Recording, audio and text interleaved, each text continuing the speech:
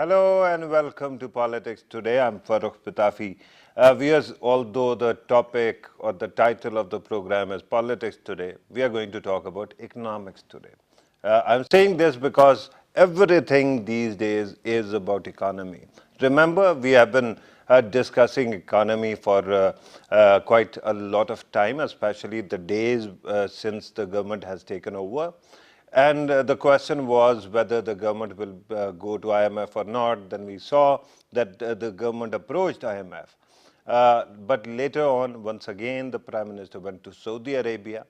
And amazingly, Pakistan managed to get a wonderful package. I'm calling it wonderful because the Prime Minister of Pakistan has also called it such. Today, Prime Minister of Pakistan, Imran Khan, spoke to the people of Pakistan. And there, in discussion, he promised that the economy is going to get better very soon.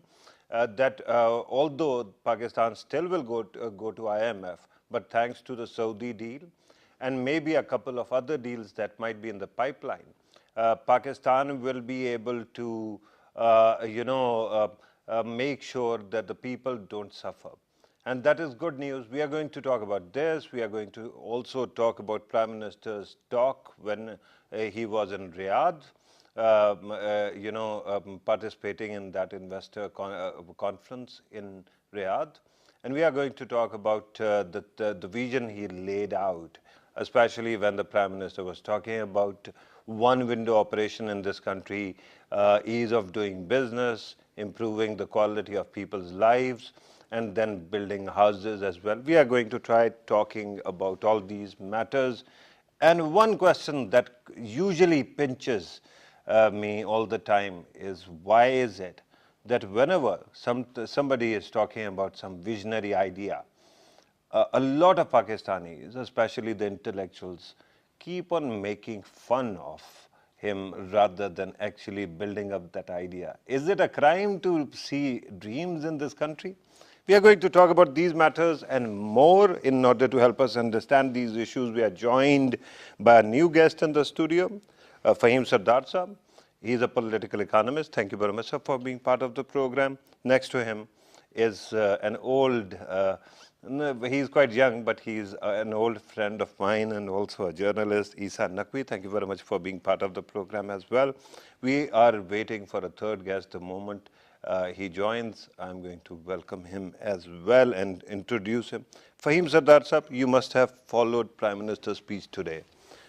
What are the major pointers you saw? I think it was a very clear signal regarding the debt aspect, regarding the economy, regarding the housing aspect, regarding how Pakistan is supposed to be galvanized back to what it can be. And this is not something new. The PM had been saying that before the elections, during the elections, and there had been a slight hiatus of a few days, few weeks actually.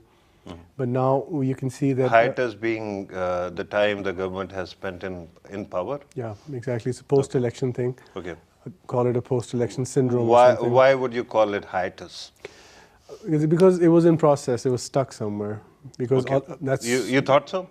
I thought so because you see, Pakistan. Now speaking specifically from economics and finance, which which I deal in. Our negotiation power is much more than we think. Right. It's just how we present ourselves. It's just how we end up doing things, which is important.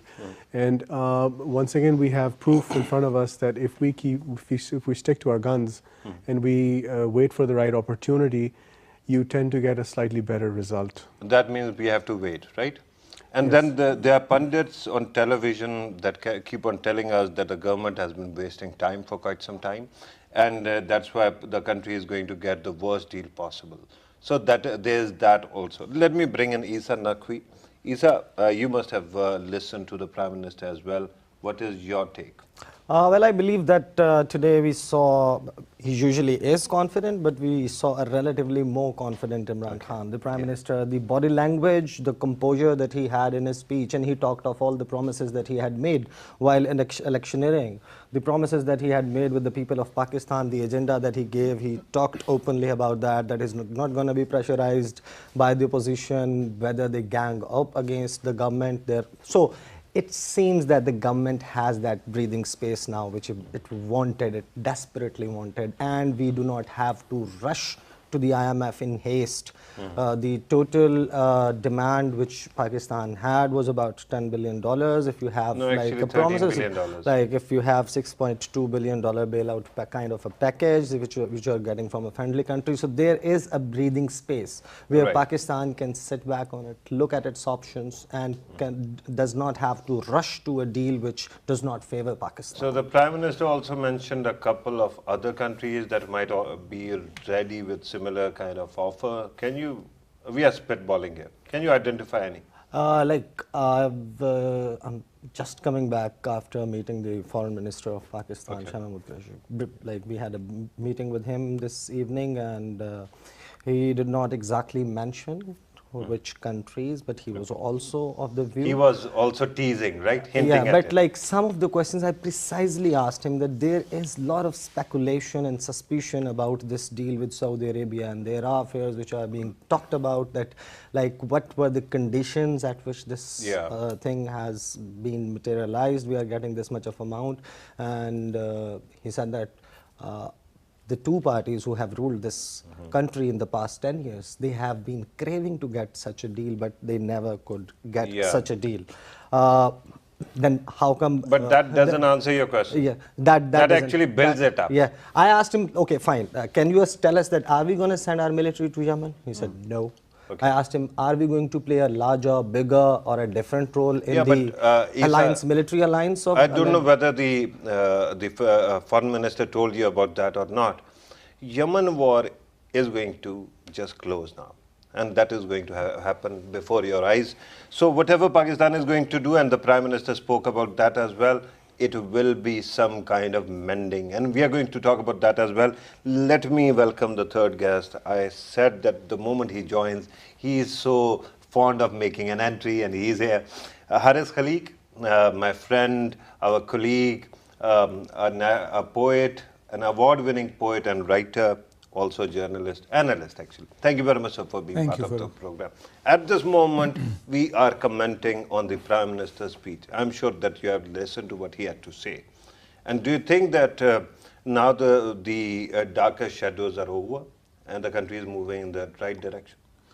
Thank you, Farooq. To start with, I mean, it is very difficult to speak to or respond to an anchor like yourself. Who has got more information and knowledge than the analysts, at least, and somebody like me. But I was very carefully listening to Isa, and I think Isa has the advantage of being younger, and being younger makes you more optimistic, and that is something that we need at a personal level, as well as at at the community or the national level. But when he was mentioning that our Foreign Minister, Honorable Shah Mahmood Qureshi, was saying that the last two governments were actually craving to cut a deal, which is similar to this. I remember that Mr. Qureshi was our Foreign Minister just 7 years ago, I believe. And he was a part of that government, very much a part of that government. But with due respect, people change, right? I don't think so. I don't think... Why not? No, I don't think people change. I think they're it's not about individuals. I think it is about the class of people that continues to govern Pakistan. And it is good to be optimistic. I mean, but I would be cautiously optimistic because this is not the first time Pakistan has got this kind of deal with Saudi Arabia. And we have to understand where Saudi Arabia stands in the Committee of Nations at the moment, as we speak. And we also have to understand Shouldn't you be complimenting Pakistan that if Pakistan managed to exploit a situation where it might be standing anywhere, but it is helping out? No, I said I'm being cautiously optimistic. I didn't say I'm pessimistic. But let's see. I mean, deferred payments on oil is understandable. Then a loan from Saudi Arabia to the For effect of stabilization. $3 billion Yeah. is understandable. And how would that affect the reforms package that comes with any IMF money? And how will that actually be against our interests? Because either we have a social democracy or a socialist system, which we do not have. If we do not have that, then we have to enter into the capitalist economy. And if we have to enter, we still have to. we still have to. That's exactly what I'm We are saying. standing outside. Then if we have to enter the capitalist economy, then what is wrong with the reforms package, which is not to our interests? I don't get that, because what IMF asks you to do is to tax the rich. You continue to tax the salariat, and you continue to impose indirect taxes. IMF also asks you to withdraw subsidies and hike the prices of fuel and electricity. Absolutely, but there are and a common man like me suffers at that time. But they don't ask you to withdraw subsidies from where, and you know, and also, I mean, you have a lot of, because knowing how World Bank and IMF and all these international financial institutions work, it is actually up to the country to gain benefit from the reforms package that they introduce, because it's actually stringed money. And it is string money because it is a concessional facility. It is not like we take loans from the bilateral loans that we get, or the loans that we have taken from China, for instance, which have a much higher markup than what the international financial institutions offer. So I think it's more of rhetoric, and it is very less understanding of how international financial institutions work. Right. So you do not want, because you've got the electables, including Mr. Shah Mahmood Qureshi, who will never let you impose tax on income from agriculture. Is there a reason why you continuously keep on criticizing one person? No, You're singling him out. No. Actually, he's the best among the lot. No, He's perhaps the most articulate foreign minister after Zulfikar Bhutto. Really? I think so. Well, I think Hina Rabbani Kar was equally articulate. No, she wasn't. But anyway, she has become more articulate now. But you know, that's not the point. The point is that I mean, you're absolutely right. It is not about Mr. Qureshi, but it is about the way the system works, as I pointed out earlier. The way the system works is that you've got electables which were galvanized to rallied around Mr. Khan to make his government possible. And then there are certain other lobbies and certain other interest groups, Mr. Razak Dawood representing one of them, which will not allow you to tax the rich in Pakistan. So you will continue to go for bailout packages. I have to go back to Faheem Sardar. You want to respond to what was said earlier? He's talking about, you know, rent-seeking class stopping every way, blocking every way. I mean, we can see the sense in that because it happens in every country. No, but he's talking about electables, and he incidentally ended up mentioning only one politician. No, I can take other names. My favorite politician. I think to draw my own sense from the whole situation is that, look, there is a to and fro regarding everything in a society. Okay. And when we talk about power politics, when we talk about power movements, power shifts, economic revivals, economic downfalls, these things happen. At the end of the day, nobody on earth wants to pay tax. Okay. I mean, I'm paying as much tax as maybe somebody in Sweden would, so it doesn't make any sense. But at the end of the day, if somebody can and is able to resist an imposition of tax, that person or group will and can and will resist that imposition. Okay. Now, but before you talk about only tax, we have to resolve this matter of going to IMF or getting bilateral loans. Sure. At this moment, we have a financial facility from Saudi Arabia. Who's going to tell us about the terms that might be involved? And I'm talking strictly in terms of money. I'm not talking about any political terms that might be, or political strings that might be attached. What exactly are the conditions? Can you tell me? I think I can guess quite fairly what the conditions would be. Saudi Arabia is not interested in making money. Okay. From how much money can they make on, let's say, $6 or $12 billion? Not much. They really don't care. They've got $1 trillion lined up in the U.S. stock market. So $6 billion, $12 billion doesn't mean anything. It's a small amount. It's less than peanuts. It's less than the bag of peanuts that those peanuts are in. But what I would. But it is also less than their deficit they had this year. fiscal Exactly. deficit, Yeah. which was something like $12 billion. Yeah. And I mean, if we just sort of take 3-4 steps back and we look at other countries also have issues. Saudi Arabia has its issues, Qatar has its issues. And we sometimes forget something which I just want to like jump back towards, that we sometimes forget our negotiation power. Okay. And this is somewhere where... You know, this is something which is really very close to my heart. This argument is great because I think that Pakistan, without knowing, has been committing to changing world order. And Pakistan twice managed to actually pull that off as well. Yeah. It's a black swan. End of Cold War and later on, even end of terrorism as well. But Pakistan hardly benefited from it. I understand what you're saying. But at this moment, I first have to resolve the economic aspects of the matter, and then we can talk about anything else. Isa, you want to comment on whatever was said earlier? Like one thing that I would say here, like carrying on with whatever has been discussed, that let's just not celebrate getting loan from some country or something like, because I escaped a very dark situation. This isn't what the youth, the supporters of PTI voted for.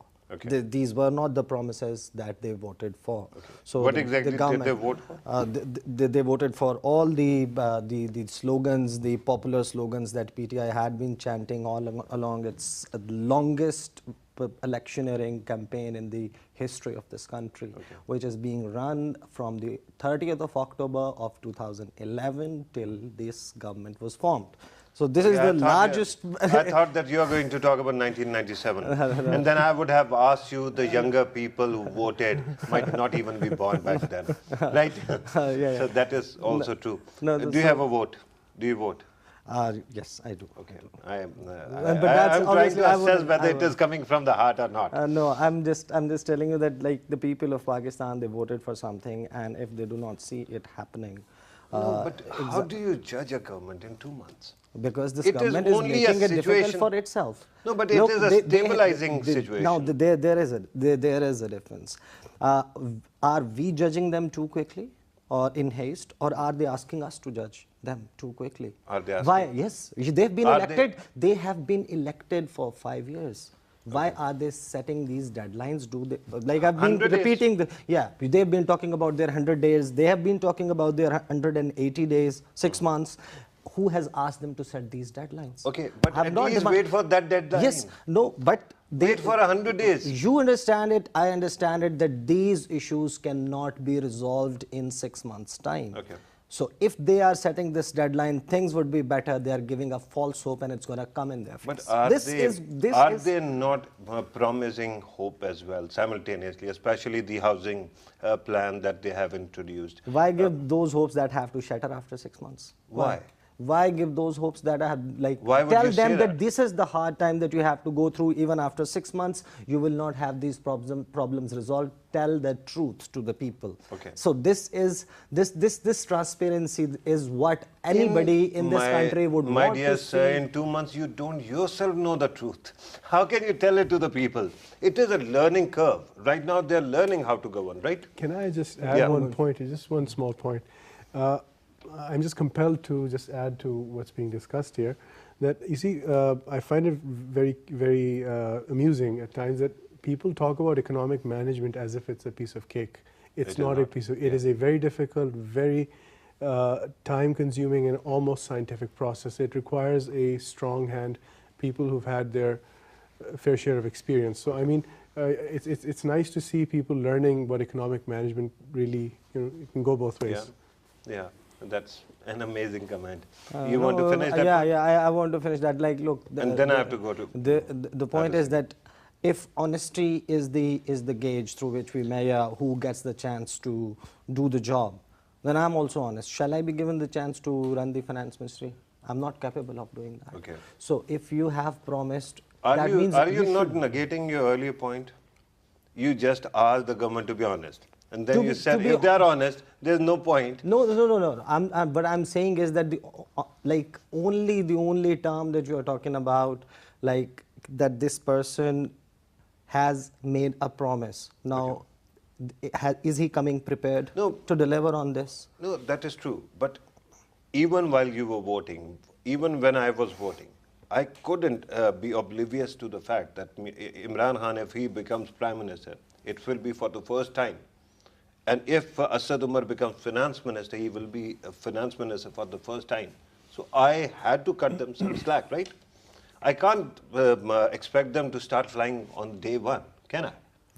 No, that I agree with. That I agree with, and this is what I said, that they shouldn't be judged so early, and they're making it difficult for themselves by setting these deadlines. They should take their time. They cannot take them back. They should take... They promised these deadlines before coming into power. At that time, they didn't know how the country is run. Now they know it. But they are realistic, and they're promising big promises as well. That is good news. You want to respond to Isa? In terms of, you know, I'm just saying that enter capitalism properly then. Okay. You see, and that is where you have to actually change the paradigm, how economy is run in Pakistan. And I totally agree with... Is it not your job, actually, the intellectuals of the country, to make a choice? You see, I mean, we shouldn't confuse... The entire country is confused because our intellectual doesn't tell us. I think we shouldn't make it abstract at all. It is the job of the economic managers of the country who remain the same. Okay. Half of the team, or most of it, actually comes from Musharraf era. And I tend to agree with Faheem Saab when he says that it can't be done overnight. Absolutely, it can't be done overnight. But this is exactly the same direction that Mr. Dar had taken. And it's just a change of faces in many ways. And I can understand but that, Mr. you know, Dar you have to go to promising, IMF. No, but he kept on promising a lot of things he couldn't. If you allow me to finish. Reform.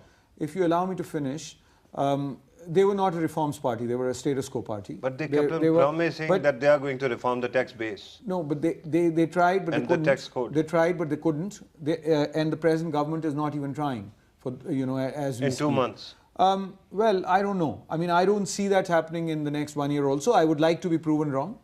But what Faheem Saab was saying, I mean, I tend to agree with him when he says that it takes much longer than what we think, and it needs a little more stability.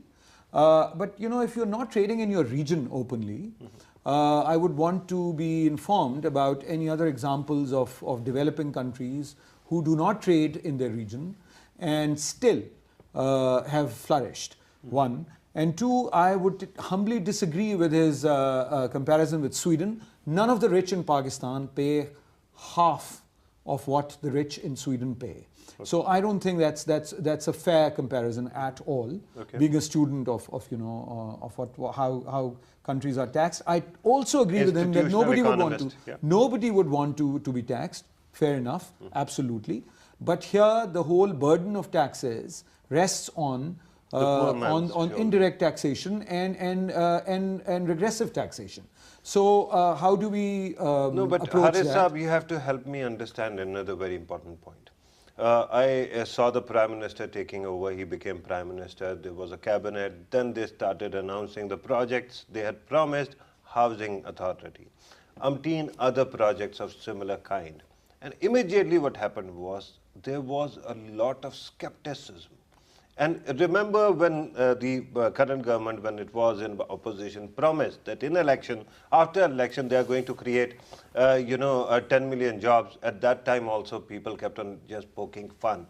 Why is it I tell you why. If there is a dreamer, why can't we actually support the dreamer? Absolutely. You know, then we should actually speak about Faiz Ahmad Faiz rather than Imran Khan. But you know, the thing is that they have to deliver. You just said that it is about economic... but you see, you're saying dreamer, but I'm saying we need planners. You see the thing, planners and executors.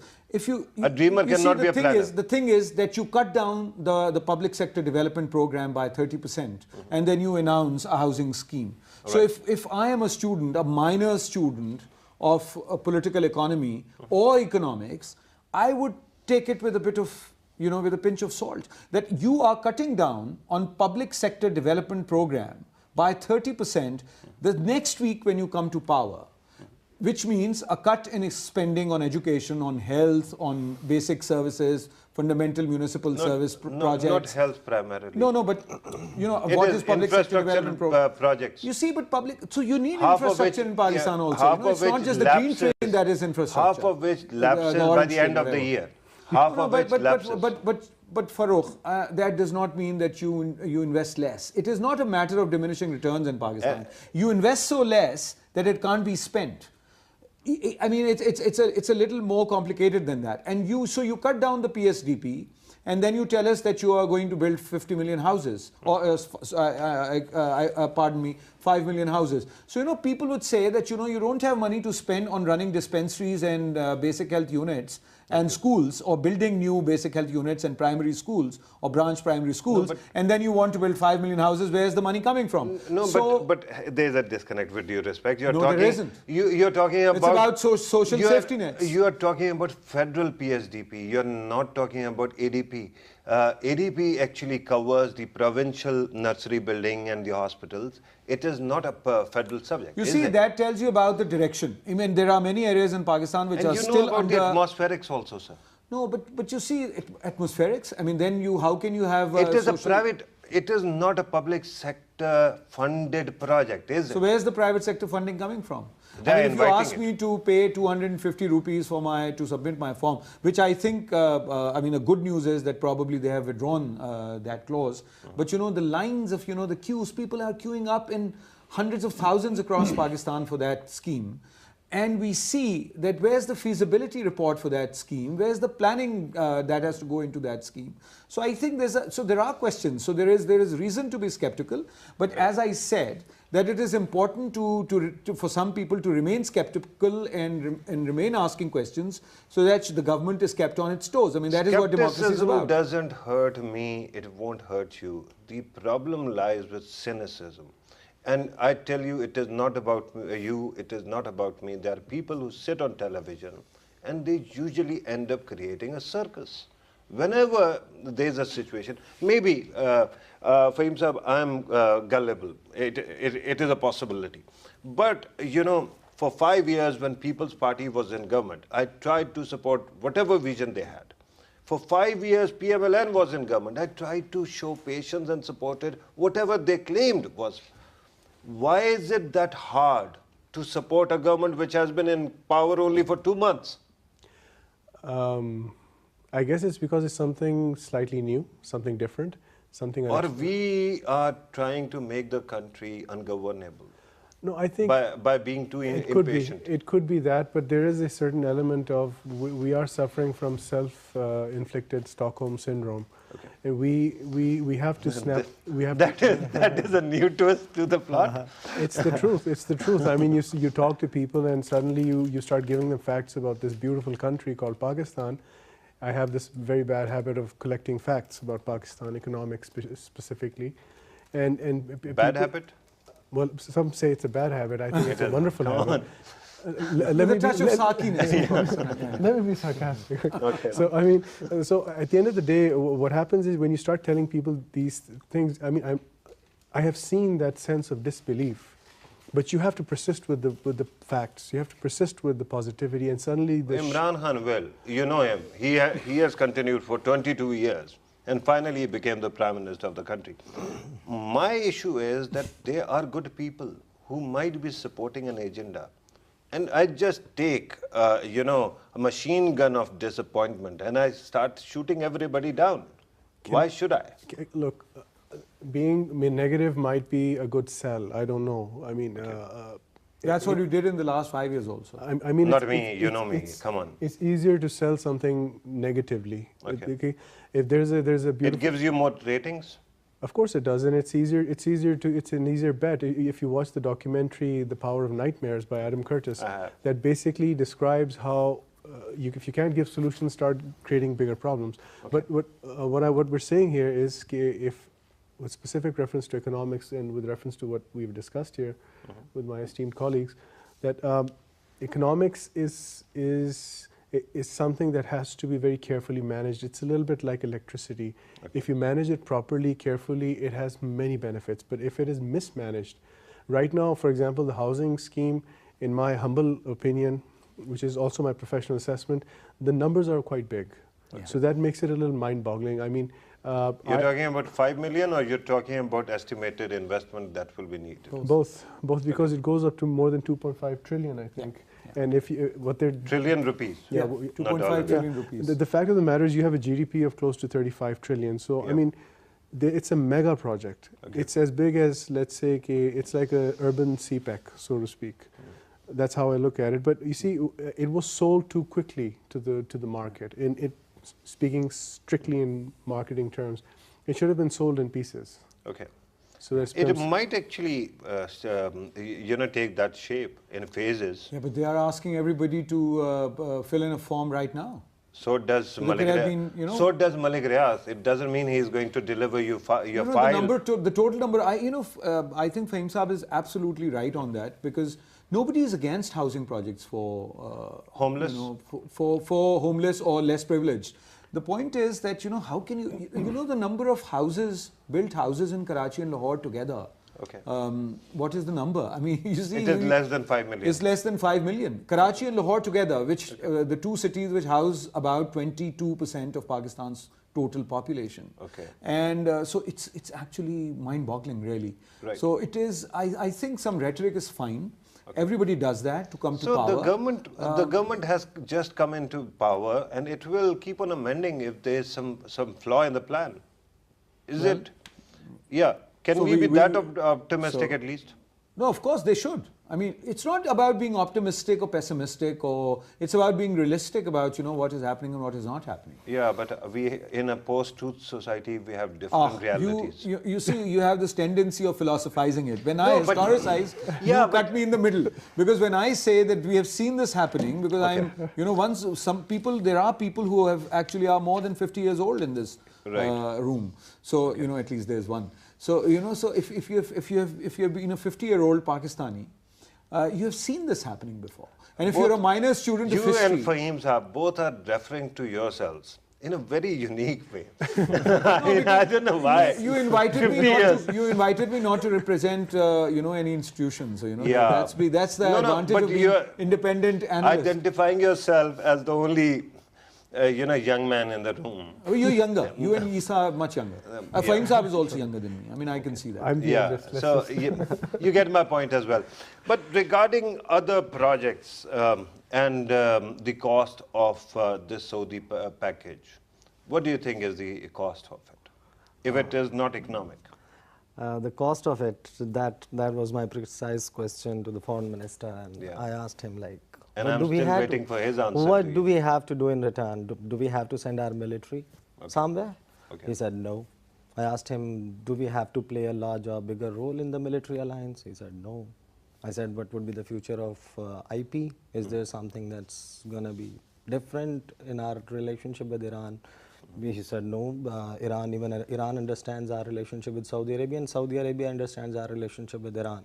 I So wish. he didn't come clear on anything. But one thing which surprised me, that the moment I came out of this meeting with the foreign minister and I saw the prime minister speaking, and he talked about that Pakistan is Reconciliation. going to play a mediator's role. So that was something which was completely missing from what foreign minister was saying. So that was something which was but that surprising is, for me. And then you realize that is an old role. You might be reinventing it. Mia but Nawaz for- Sharif, when he was prime minister, went to Tehran and went to Riyadh, and he tried to do exactly the same thing. But for being that a was different mediator- times when things were aggravated. There was no khashoggi. for being a mediator, you have to have the consent of the two parties. There If must be you- some. If you do not have that, Pakistan had said that previously as well, and it was and what was the response? You remember the response? Yeah. That nobody was ready to accept In mediation. by Tehran, they were Pakistan. not ready. In Riyadh, they were like very forthcoming. I remember those days because I used to report, and I was. So, I and then mean, expression of sitting interest in by PTV, Saudi I have this Arabia vantage that point. they are ready to invest in and started building an oil refinery, and the Who money did? coming in. And that's what the foreign minister told the Okay. journalist that he met this evening. Okay. And but he escaped the rest of it. So he was clear that there are no such conditions that Pakistanis should be worried about, or they should Right. be.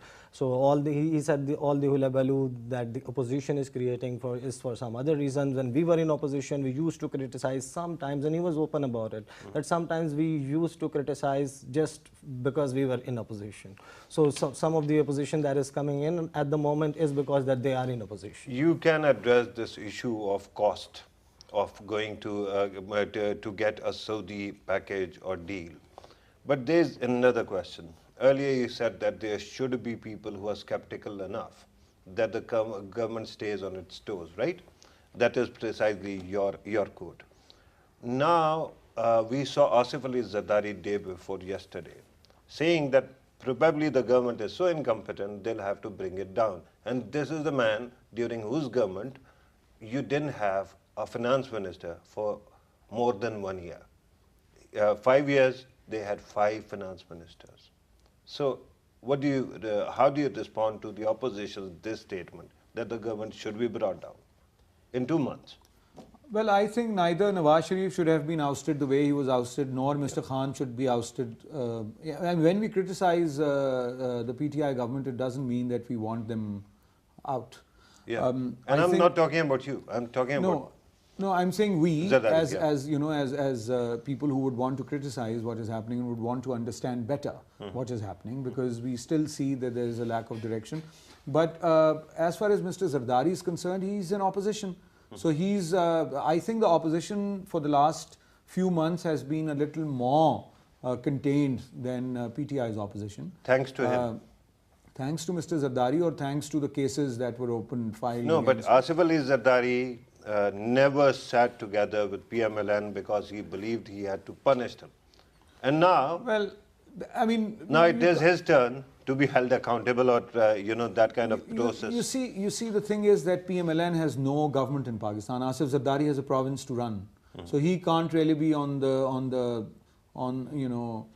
wrong side of the powers that be in Pakistan that easily that Mr. Nawaz Sharif can be. Those imaginary powers that we often No, there are no imaginary powers that be. There are permanent institutions of the state. If you want me to elaborate, I will, but that is not the subject of this evening's conversation. Thank you very much. But the thing is that Mr. Zardari actually gets a few more bank accounts discovered the moment he meets Mr. Sharif. Okay. So you see, there is a certain pattern that one can see.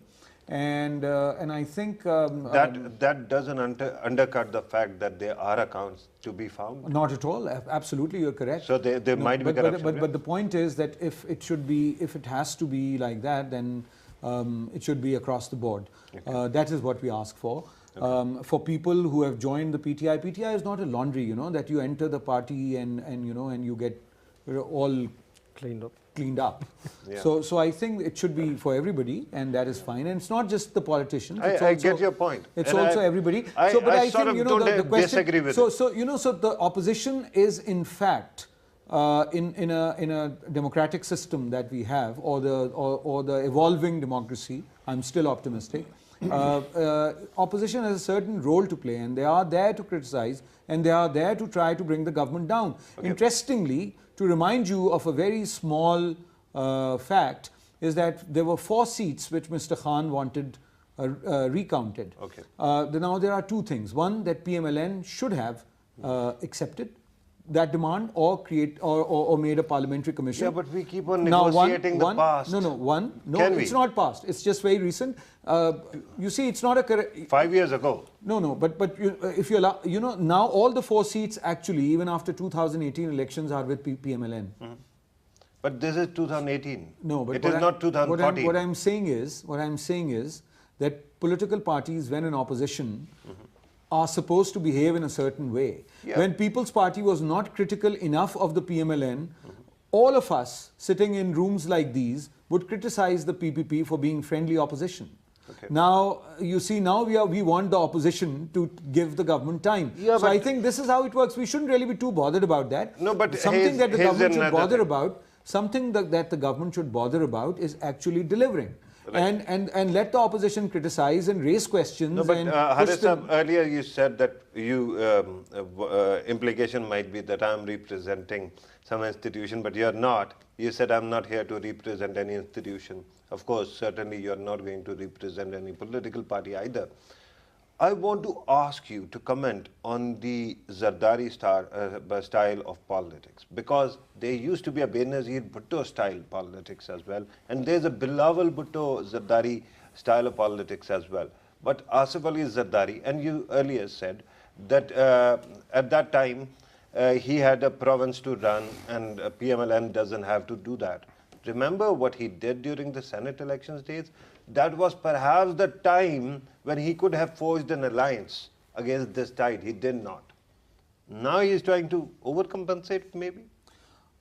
I'm not sure whether he's trying to overcompensate. I'm not a fan of Zardari style of politics, but the thing is that I'm not sure whether he's trying to compensate or overcompensate, as it were. I think what he actually, the message he's giving out is that, I'm in trouble. And the cases and, and the kind of the direct, because you see, again, a small piece of news that we missed is that the Karachi package that the federal government announced is to be run by the governor. And that did not sit well with the People's Party, which is running the province. It never does. So you Mian see, Nawaz Sharif went to Karachi and he announced a public transport project. And it did not sit well with them. Zardari Saab latched. So you see, so that is one thing, and the other thing is that the cases and the NAB being so active. Yeah, but we are talking. Active. Hang on, we are talking about the future of 200 plus million people, right? Is it? Is the interest of Asif Ali Zardari that serious that we can actually gamble on that? It is not about his interest. It is about his being a political leader. You said that he is saying that I'm in trouble. No, when he says I'm in trouble, what I mean to say is that that we are in trouble, which is that the party that Zardari runs is in trouble, and they are not being allowed the space to actually govern the province that they are supposed to govern. Right. You realize that you can jump in anytime you want. I was waiting. We're just listening. Yeah, but this is a program. The first session is like introduction, and then you can jump in whenever you want to. I just want to say one thing here. Yeah. Accountability, include accountability as well, because the Prime Minister spoke again that there's not going to be any NRO. Fair enough. I'm really happy to see on this channel and on many channels that people are talking about economics. Yeah. That they're talking about effective economics, not just something which is one-handed or two-handed or whatever. But it's important for us to continue this discussion and make it part of our life, because the future of 220 million people resides on economic strength. Pakistan recently entered the $1 trillion club. Based on purchasing power parity. We don't even talk about that. Pakistan's GDP is growing because of the private sector, because of a resilient nation. We don't talk about that.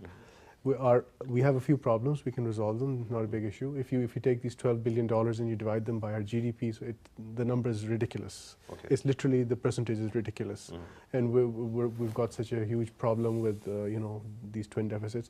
I'm just happy to know and hear that we're talking about economics. Politics will always be part of our lives. But we are talking about political economy first. Exactly. But all I'm trying to say is revisiting economics gives new life to a debate. Yeah, but this is an English channel. It is an island or an oasis. It is not like the mainstream Urdu channels where you have those conspiracy theories being spun all the time. So remember that sobering thought as well. Isa, you can also contribute to whatever was said. Especially, I want to hear you out about NRO. What I believe is that whatever is happening right now is a bit different to the spirit of the inaugural speech of Imran Khan, the victory speech that he made. Which gave a lot of hope. Which one? The first one, the second one, the third one? The first one. There were three. The first one. I'm talking about the first one, which was well prepared, which was which talked about that there wouldn't be a political vendetta and it would be a new beginning, and it talked about, then gave a lot of hope that But it's going to be a new beginning. We are going to start afresh. We are not going to do exactly or copy what has been happening in the past. But today the Prime Minister says these cases were not made by or registered by his government. He's only, it is not the government which is pursuing these cases, it is NAB. So this is precisely the problem. The government ministers and the people who are considered in the second tier or third tier leadership of the PTI should not represent NAB, should not own the actions of NAB that, or try to say that all this is justified. NAB has a spokesperson which should talk about the cases. Which minister are you talking about? Some of the ministers I would mention, even the information minister has talked about. Information minister is not merely the government's minister, remember. But he's representing the entire state. He is representing the state, but when the questions are pointedly asked and they are asked on purpose, the way NAB's actions, what I mean to say is that the way NAB's actions are tried to be justified by someone sitting in the government, it appears as if there is a patronage of the government, or government is tapping on the back of an institution to take action against certain individuals, and that's why it's happening. Look, I have a problem. Isa, and you have to realize what is happening. I totally get what you're saying, and I respect that as well.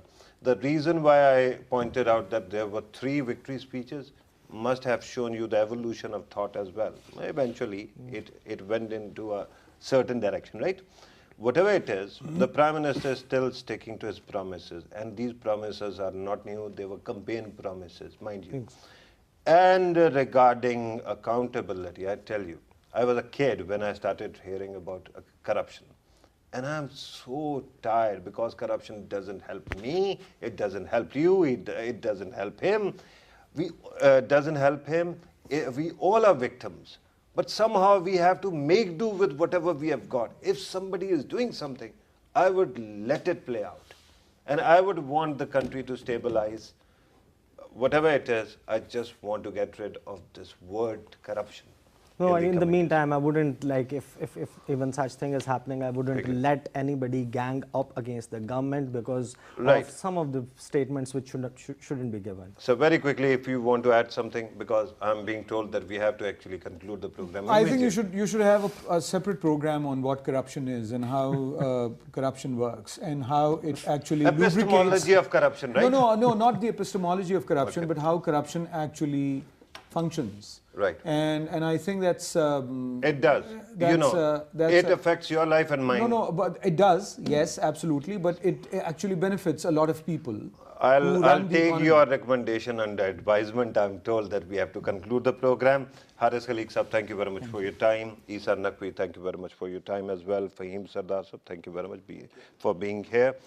Viewers, you have listened to our participants. Of course, this discussion has to continue. The government has just arrived. It has been only 2 months. But the Prime Minister today spoke and promised a lot in today's speech. Let us hope in coming days he can fulfill the promises, especially that affect the lives of the common man on the street positively. Because if that happens, democracy in this country will be strengthened. Let us hope in coming days we see better days as well. This was today's program. Thank you very much for watching us. Take care.